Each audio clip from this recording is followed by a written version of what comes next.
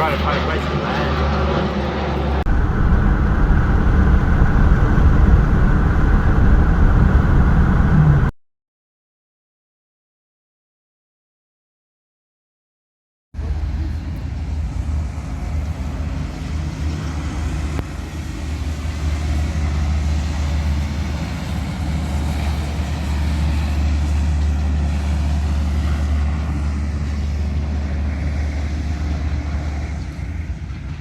Yeah, it comes no more.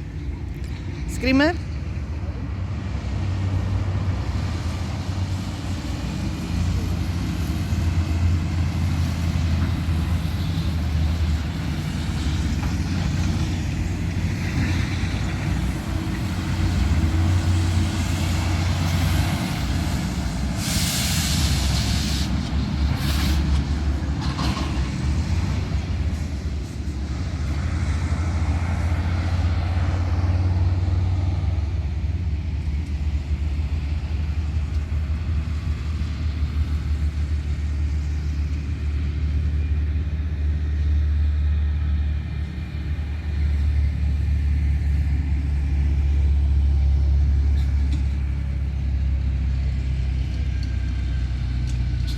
Hello folks, this is Chris in central Pennsylvania with an update on the anarchy in South Africa. Day 8, Thursday, July 15th, 2021, as the unrest continues across KwaZulu-Natal and Gauteng.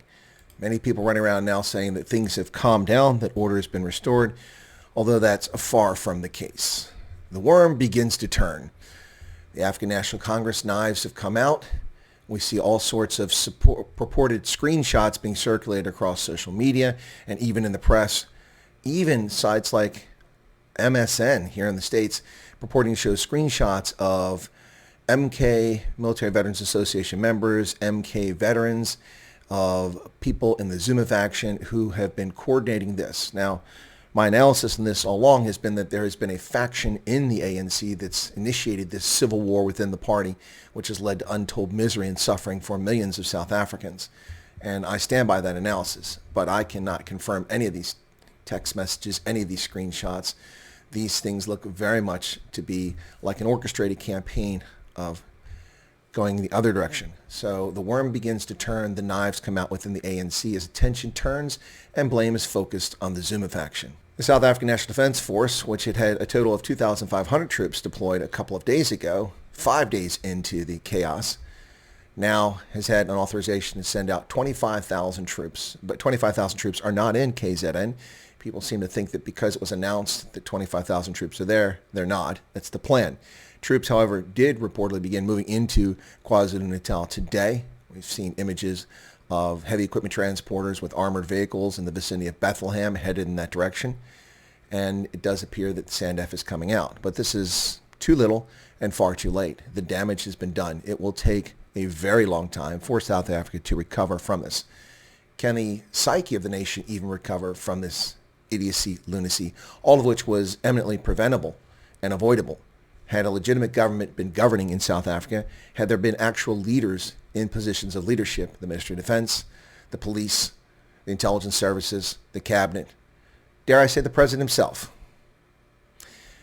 Their actual presence is on the ground now, but it's still far from sufficient for the SANDF. Useless ANC leaders have begun to emerge from their cocoons and their hiding to claim that they are on top of things, not the least of whom is the gangster-in-chief himself, Cele, the Minister of Police, who has rocked up in KwaZulu-Natal wearing his gangster Al Capone-style clothing, looking all very much the character that he is, purporting to be on top of things and that it's under control, even as he reports that a container with ammunition had been looted. And now the consequences of this lawlessness begin to come home to roost with the supply chain collapse in KwaZulu-Natal. This is not a minor issue. It doesn't simply affect KwaZulu-Natal. It affects all of southern Africa.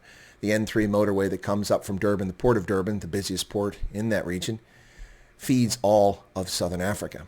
Goods transit from southern Africa down to the coast for export, and finished goods and food products from that region and around the world come up through that motorway, which was the first thing that was attacked in what has proven to be a coordinated attack. Now, a lot of people are spreading word around calm has returned, things are under control. That may be the case on a localized basis in many places, and it's simply the consequence that everything has been burned down in some locations. There's nothing left to loot, steal, or burn.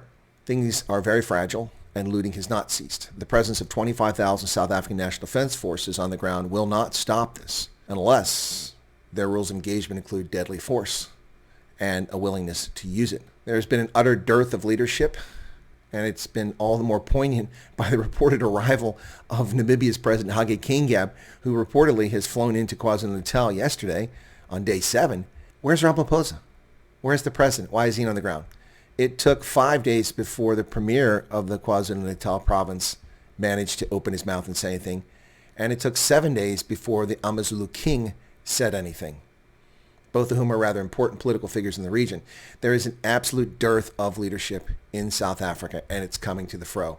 There have been comments from Dr. Pietermartizburg from the Freedom Front Plus, but he has not been down in KZN. There have been comments from Major General Bantu Holomisa from UDM, who's from a different part of the country, but he's not on the ground either. Not that I'm saying either of them should be on the ground. They're not the ruling party.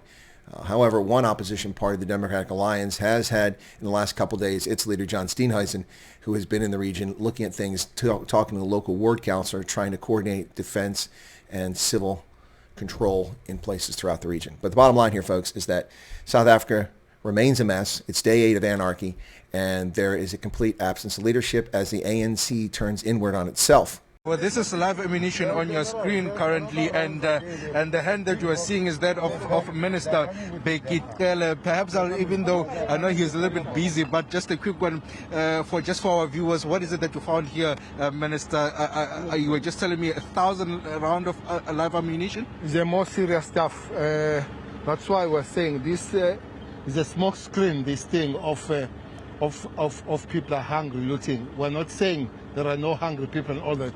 But if you are hungry, this is not what you steal. This is 1,000 rounds of ammunition, live ammunition of gun. This is one box, this is a second box, and this is a bigger box which has been opened, and too many of them are looted. Here's another one, which means... So that's a whole bin of ammunition? Yeah, there's a whole bin of ammunition, which means some people are preparing for the war out there. Yeah.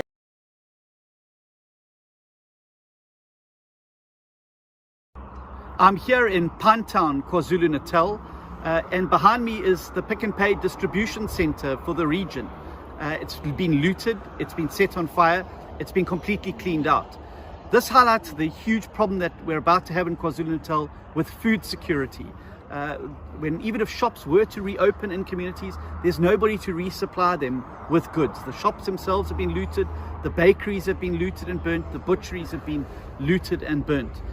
And this is precisely why I'm stressing to the President the importance of using the army to keep the N2 and the N3 arterial roads open into KwaZulu-Natal so we can bring food in from other parts of the country to restock and resupply before we run out of food here in KwaZulu-Natal. The same applies for medical supplies as well as fuel. We've got to get those arterial routes open, and only the military are going to be able to help us to open those routes and keep them open. We've got helicopters, we've got armored personnel vehicles, we've got military hardware.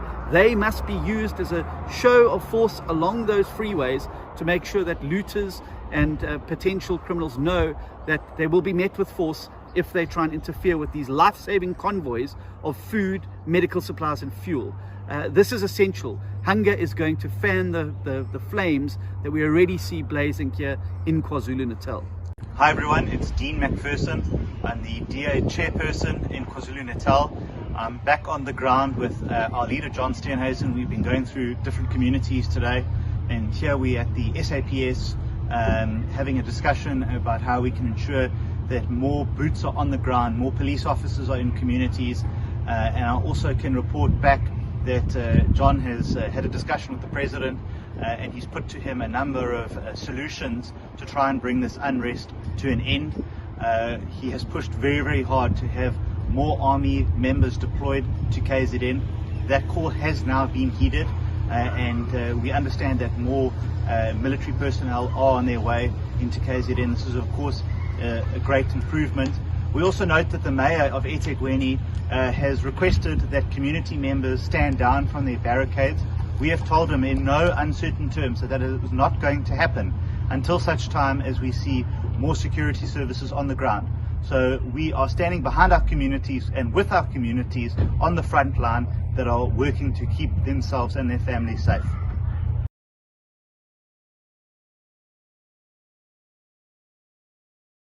Basically loot all of these things from the game warehouse. Yeah. Why are you doing this? All right, I'm going to be a father in a few months' time. I don't have a job, but I'm very employable.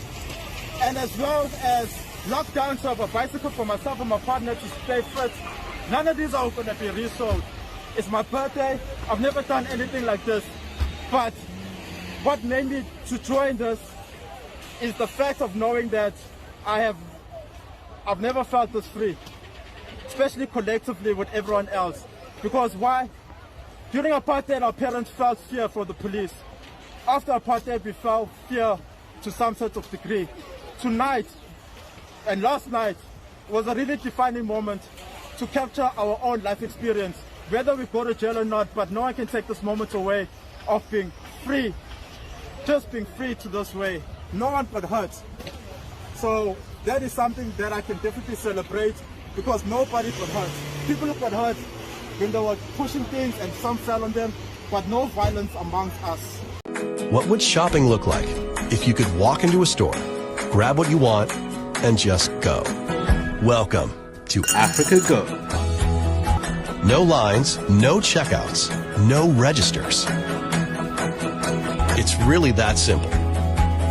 Take whatever you like. We call it Just Walk Out technology.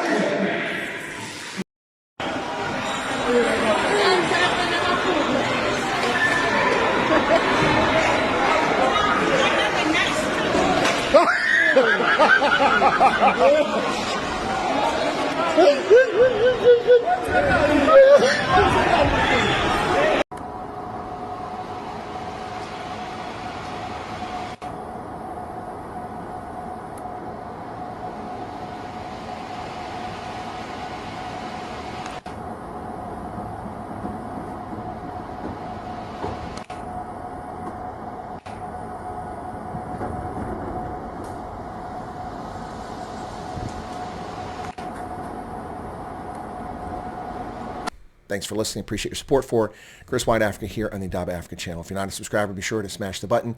And the video footage that follows is a compilation of events that have occurred today.